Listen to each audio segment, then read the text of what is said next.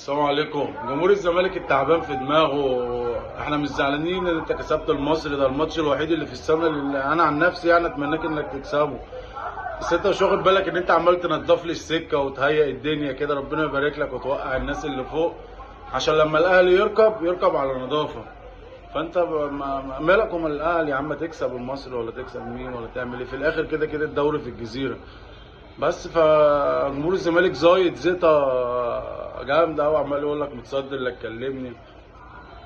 اكلمك في ايه يا ابني؟ احنا لسه ما لعبناش، وبعدين ارجع اقول لك انت كده بتنضف لي السكه وترش ميه وتظبط حالك عشان الاهلي ساعه لما يركب مش هينزل زيك. انت كده كده الماتش الجاي هتتغلب، انا مش عارف انت هتلاعب مين، بس انت كده كده يعني ايه هتتغلب الماتش الجاي. وكده كده كده كده الدوري ده في الجزيره، خلي بالك يا جدعان. فما تزيدش قوي يعني، خليك حلو كده، خليك حلو.